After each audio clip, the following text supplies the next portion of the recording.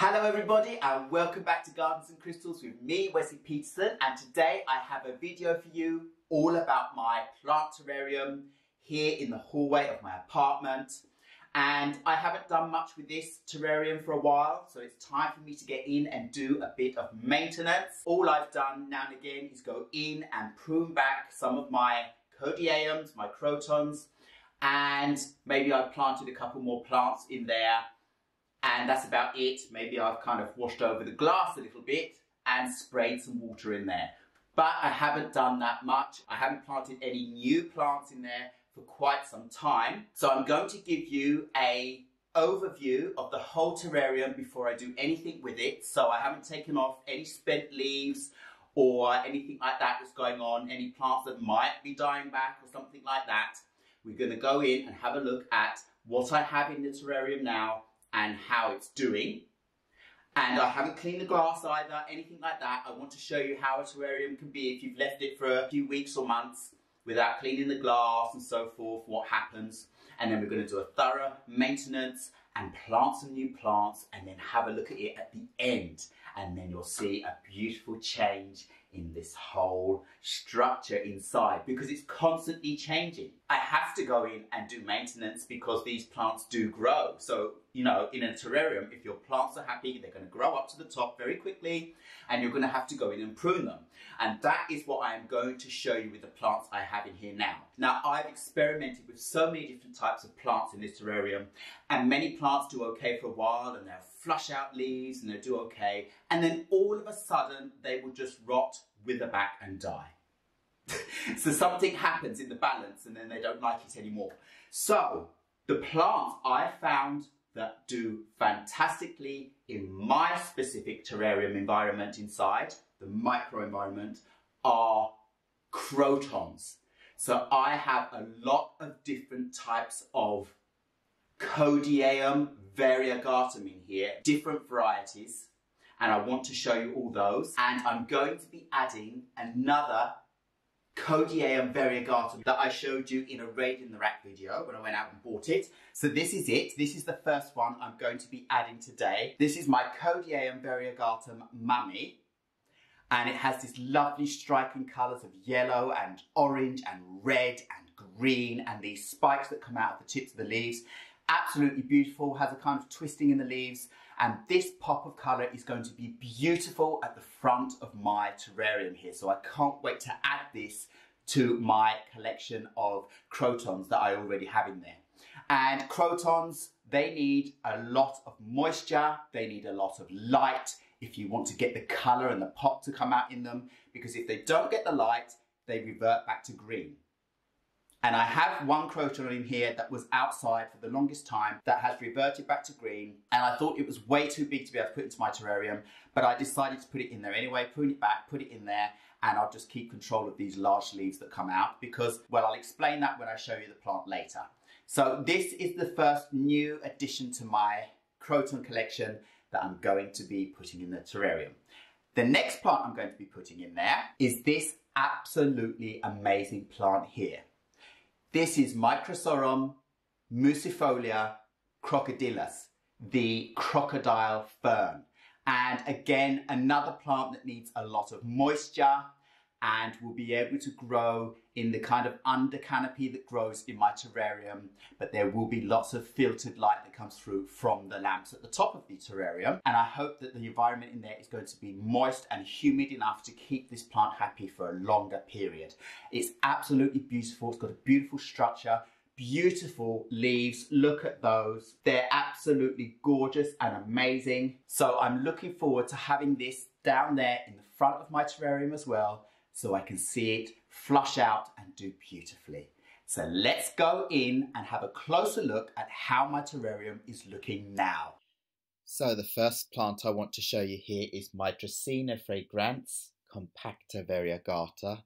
It's a dwarf kind of Dracaena, and this has been in my terrarium since the very beginning. And here I have my Codiaeum variegatum gold dust, which just does amazingly in here. I have to constantly cut it back. Look at those lovely gold streaks on the leaves. Absolutely beautiful.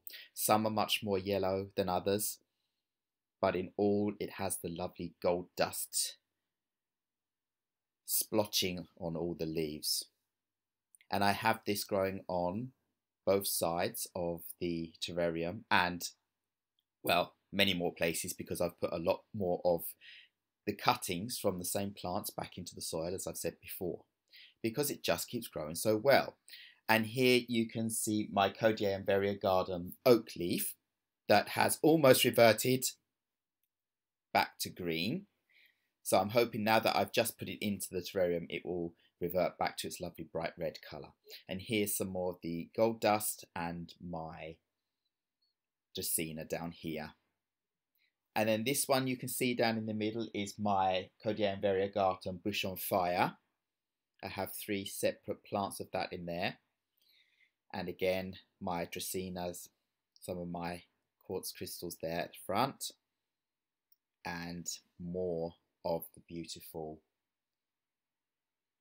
bush on fire Codiaeum here.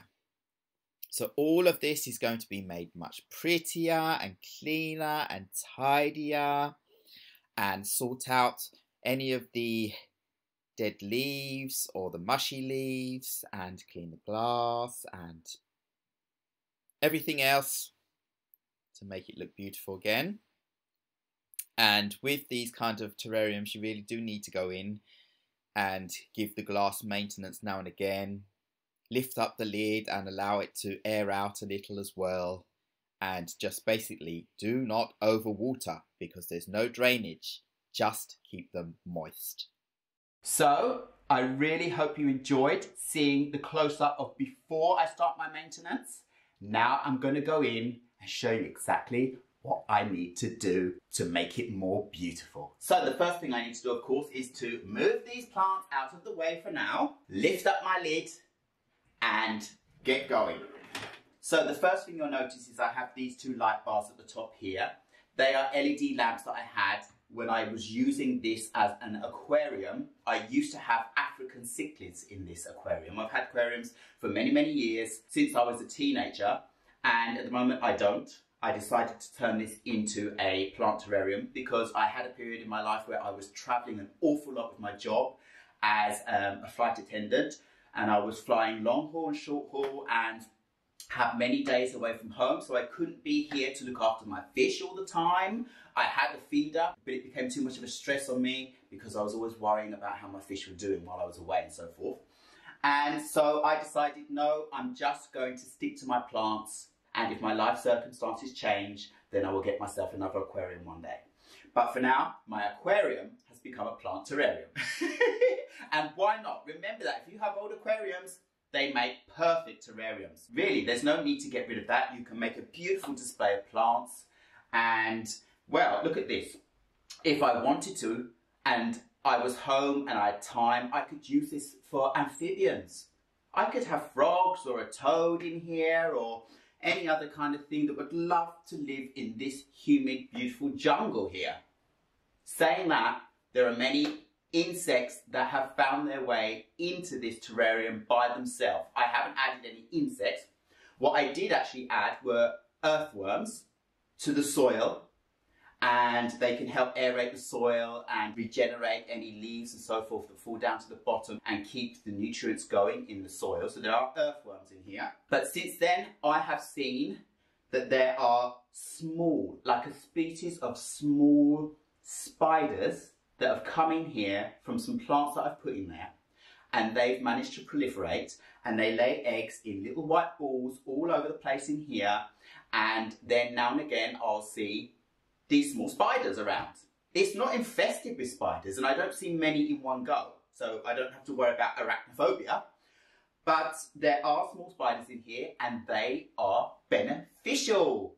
They're beneficial arachnids, so that is perfect for the terrarium, because I have seen some spider mites in here now and again, and I have seen thrips trying to get on in here and seen things like that. So having these beneficial arachnids is perfect to keep that balance. So they have their webs going on and they capture some of these insects. I've also seen a millipede in there that I don't know how it got in there. I've seen slugs in here. 3 small slugs. I don't know how they got in there. Well, I do, of course I know. They came in with the plants. So some of these plants have had these slug eggs and things like that in them, that because the environment has been perfect, that they've actually hatched out.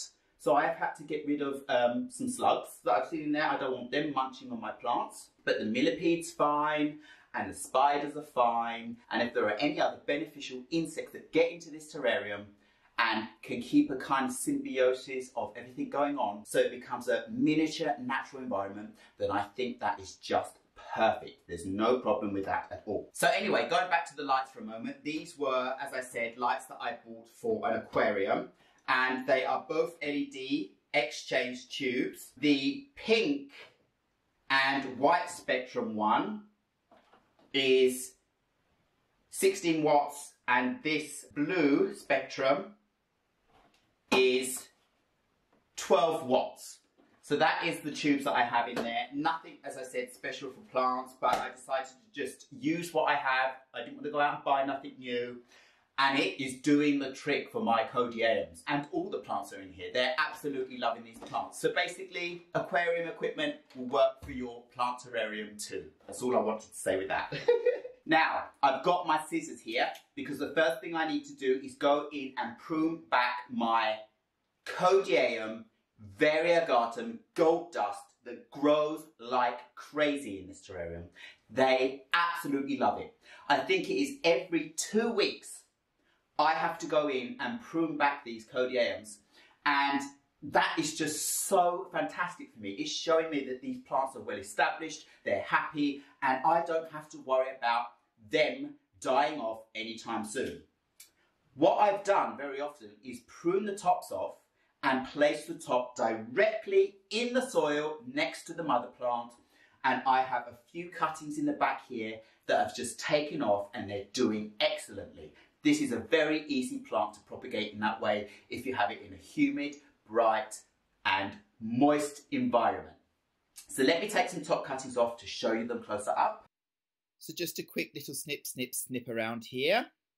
So basically, this time from this plant, I'm not going to be keeping these top parts because they are on very thin, fresh, new stems that aren't stiff. So these can't go back into the soil so easily to be propagated. So I'm going to just get rid of those.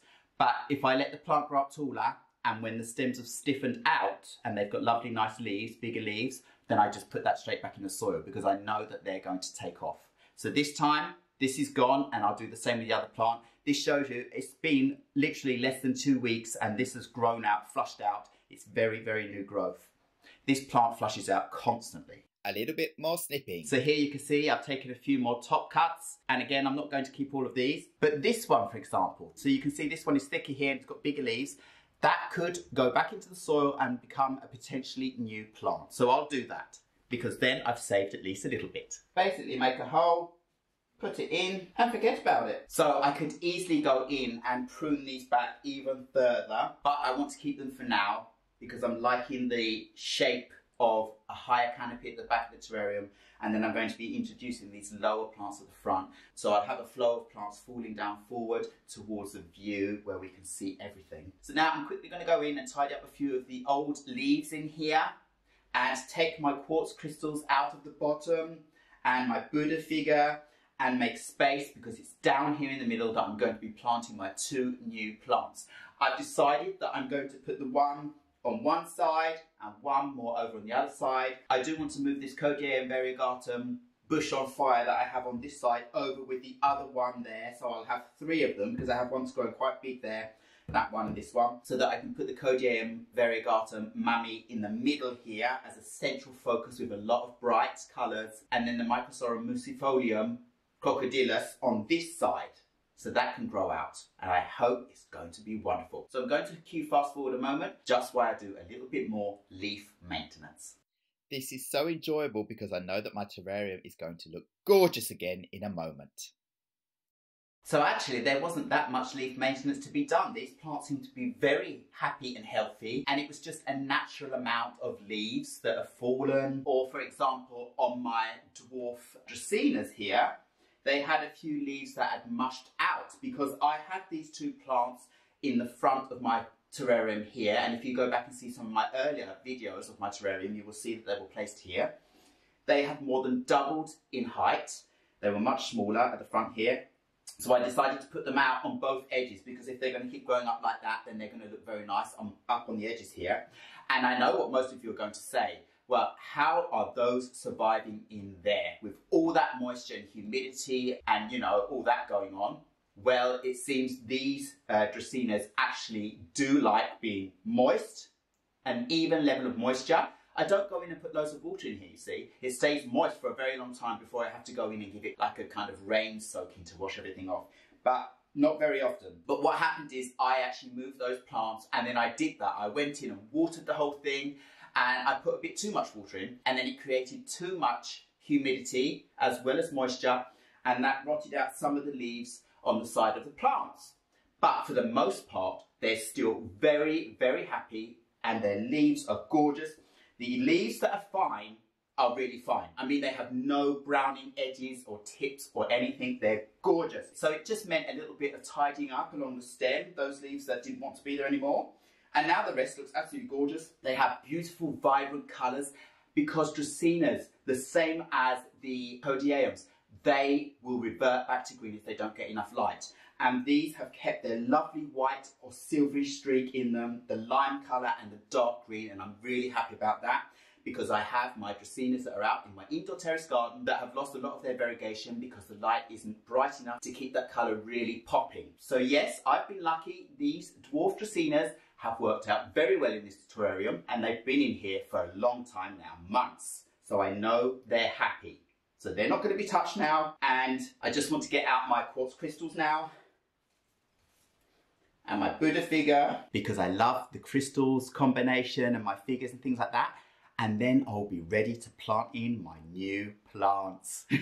So now I've taken all my stones out, I'm just going to go in and quickly clean off the inside of the glass to get rid of all the dirt or algae or bits and pieces that have dried onto the glass off, so that I'll have a lovely clear display. So you see I have a normal sponge, and then it has this padding here that I can rub off all the dirt off the glass, and then it should look beautiful in the end. And also I'm using dishwashing liquid to clean off any bacteria, algae, as I said, off the glass, to give it a good fresh start. So with a little scrub up, this will start shining again for me. And yes, the glass has a few scratches in it because it's an old aquarium, but it doesn't matter. Now it's my beautiful plant terrarium. So I have done the leaf maintenance, and I've cleaned the glass. I've also cleaned the lid and everything else with a bit of dishwasher soap, just to give all that a good fresh start before I start planting my new plants in. And basically now it's just to get on with the fun part, moving plants around and planting. So the first thing I said I want to do is I want to move this one Codiaeum variegatum bush on fire and put it over here with the others. So I'm just going to make a little hole and put it in there. I don't think it has very big roots yet, so I should be able to just lift it. Yes, just like that. It's got lovely roots.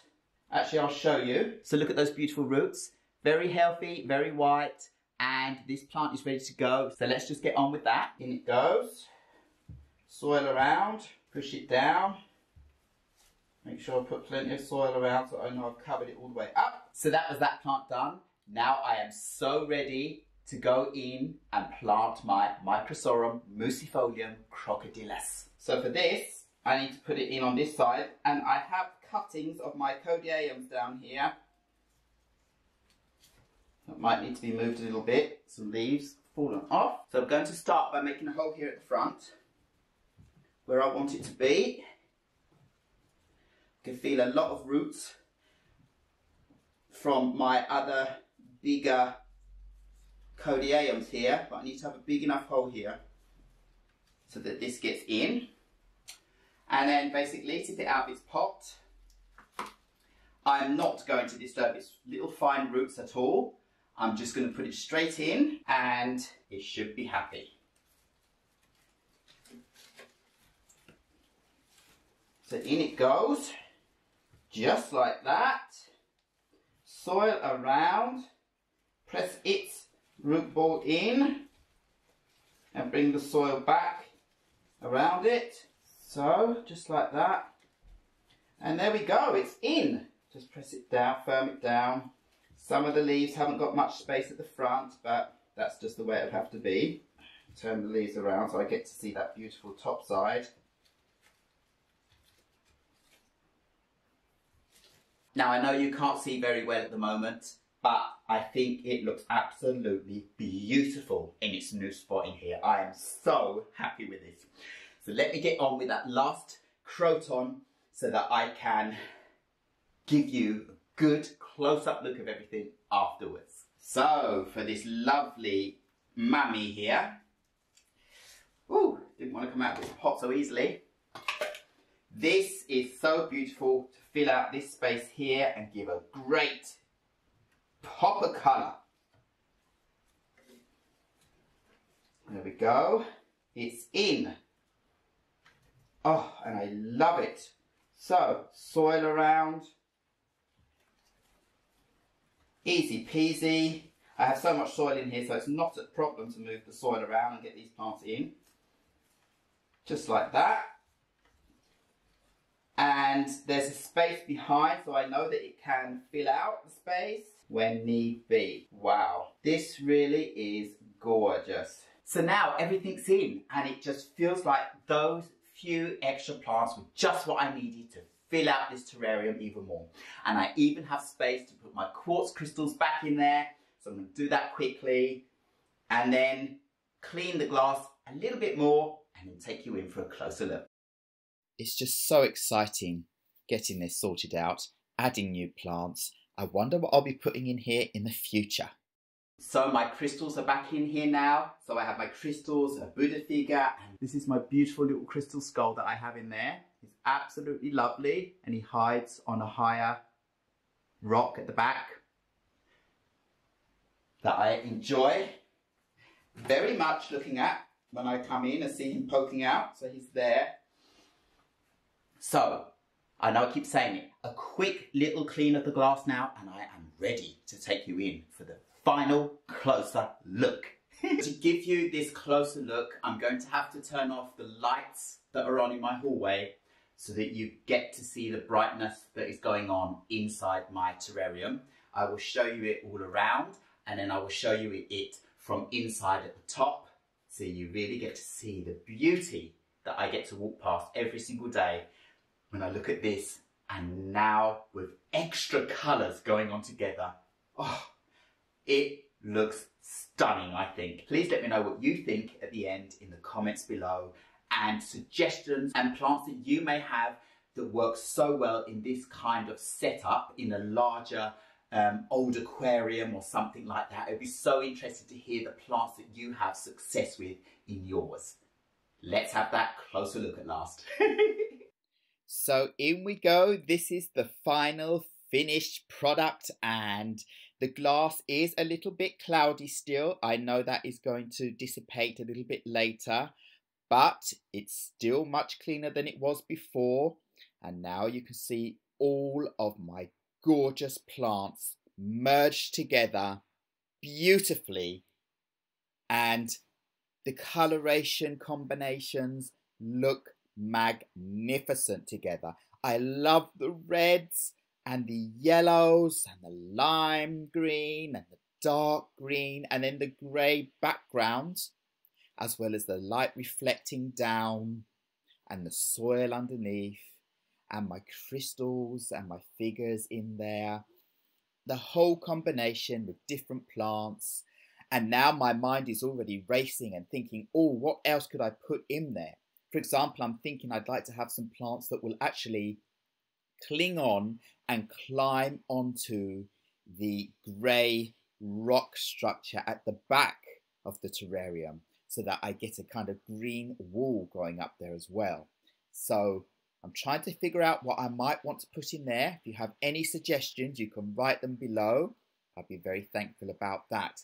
But right now I have a good combination of higher plants and lower plants. And as I said, there is a symbiosis going on between the plants and insects that kind of get into this terrarium themselves. And it just looks like a lovely jungle. And on this video, it really isn't doing this terrarium justice. It really is much brighter, much more vibrant in real life than you're actually seeing it now. I'm doing my best with having turned off the lights that are out in the hallway around it, but it really, really is much more clear and the colours really pop in real life. So if you think it looks nice now, just imagine what I'm trying to explain, how it really does look when I'm sitting here in front of it. And yeah, it's so nice to have found a home for Crotons, because, you know, you hear very often that people have a very difficult time keeping Crotons happy and alive. They dry out very quickly because they need to be kept moist, they need humidity, they need brightness to keep their vibrant colours, otherwise they revert very easily.